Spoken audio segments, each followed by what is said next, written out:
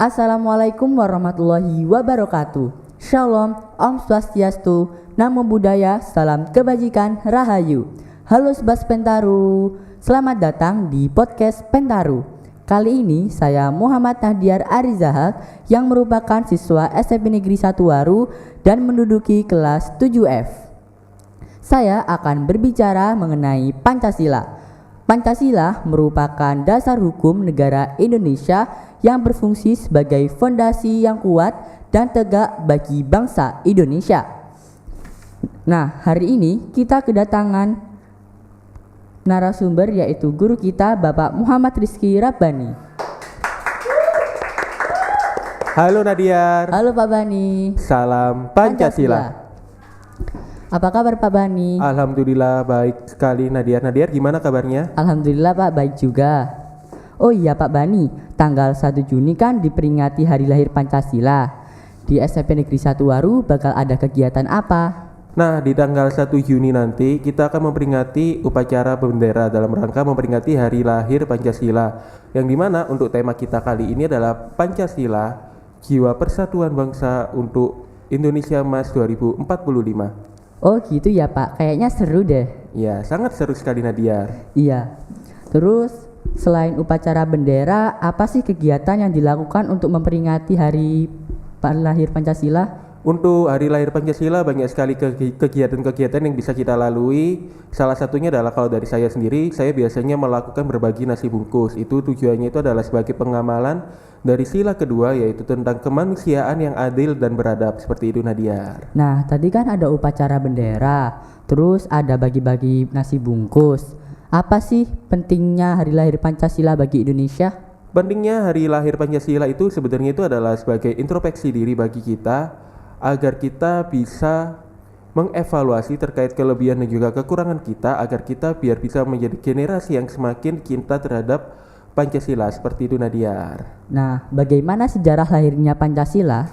Sejarah lahirnya Pancasila itu dimulai dari sidang pertama BPUPKI yang dilaksanakan pada tanggal 29 Mei 1945 sampai tanggal 1 Juni 1945 Nadiar. Nah, ada 3 tokoh nih yang memperakasai terkait dengan pembentukan dasar negara pada saat itu, yaitu yang pertama kita punya yang namanya adalah Muhammad Yamin. Dia mengemukakan ini itu pada tanggal 29 Mei 1945. Terus ada lagi Supomo pada tanggal 31 Mei 1945. Dan yang terakhir yaitu Insinyur Soekarno pada tanggal 1 Juni 1945 yang kemudian kita kenal sebagai Pancasila Nadiar. Oh, berarti ada 3 tokoh ya Pak? Ya, ada 3 tokoh Nadiar. Oh, terus apa arti dari Pancasila itu? Arti dari Pancasila diambil dari bahasa Sanskerta, yaitu panca yang berarti 5 dan juga sila yang berarti poin. Jadi jika digabungkan menjadi satu dalam bahasa Sanskerta, Pancasila itu berisi tentang 5 poin. Apa sih 5 poin itu yang diterapkan hingga saat ini? Yang pertama kita punya yang namanya adalah ketuhanan yang Maha Esa, yang berarti setiap orang wajib memiliki agama, beriman dan juga bertakwa kepada Tuhan yang Maha Esa. Yang kedua yaitu tentang kemanusiaan yang adil dan beradab. Sebagai seorang manusia, kita harus memiliki sikap empati dan juga simpati terhadap sesama. Yang ketiga itu persatuan Indonesia. Sebagai bangsa Indonesia, kita harus bisa bersatu dalam perbedaan, baik secara agama, suku, ras dan juga budaya. Yang keempat, kerakyatan yang dipimpin oleh hikmat kebijaksanaan dalam permusyawaratan perwakilan. Yang berarti sebagai seorang warga negara Indonesia berhak untuk berpendapat dan juga terlibat dalam pengambilan keputusan untuk mencapai kata mufakat. Dan yang terakhir yang kelima yaitu keadilan sosial bagi seluruh rakyat Indonesia. Yang berarti sebagai generasi muda kita harus bisa menerapkan hal tersebut untuk menciptakan kesejahteraan bagi masyarakat Indonesia. Nah, berarti ada 5 ya Pak? Ya, ada 5 Nadiar. Nah, tadi kan ada 5 Pancasila. Bagaimana Bapak melihat kondisi penerapan Pancasila dalam kehidupan sehari-hari? Penerapan Pancasila dalam kehidupan sehari-hari sungguh berjalan dengan sangat baik. Tetapi tidak bisa kita pungkiri bahwasanya masih banyak kekurangan-kekurangan yang kita jumpai.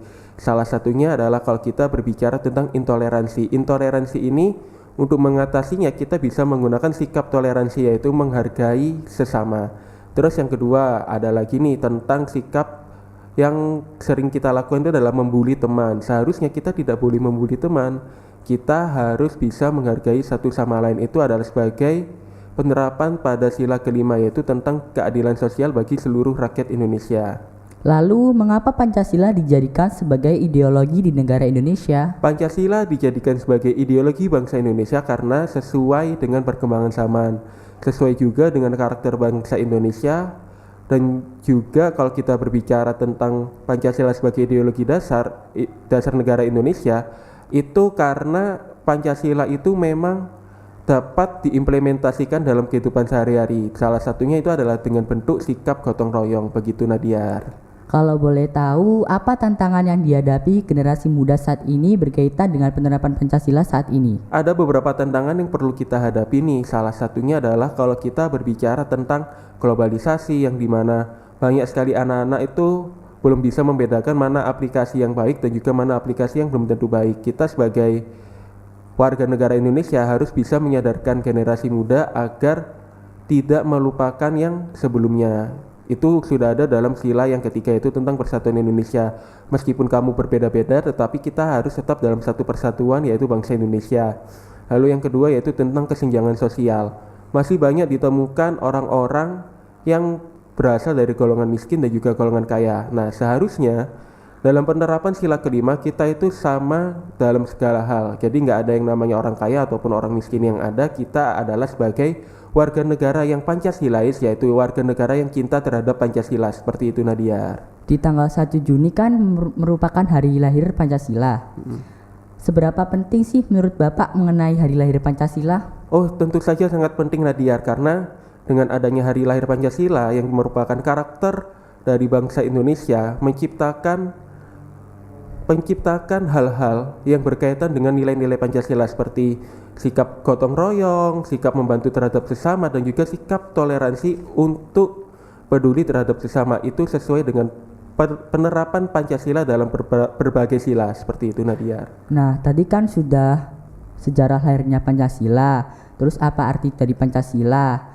Lalu apa harapan Bapak untuk kedepannya dalam memperingati hari lahir Pancasila? Harapan saya dalam hari lahir Pancasila adalah sebagai generasi muda kita harus bisa menghargai antara satu dengan yang lain. Harus bisa membantu satu dengan yang lain, dan juga harus bisa bersatu dalam perbedaan guna mewujudkan Indonesia emas di tahun 2045 Nadiar. Oh gitu ya Pak. Wah teman-teman, ternyata sejarah lahir Pancasila ternyata sangat luas ya. Makasih ya Bapak telah meluangkan waktu untuk podcast kami hari ini. Sama-sama Nadiar.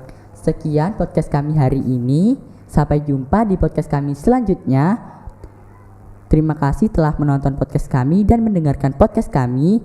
Sampai jumpa. Wassalamualaikum warahmatullahi wabarakatuh. Selamat hari lahir Pancasila.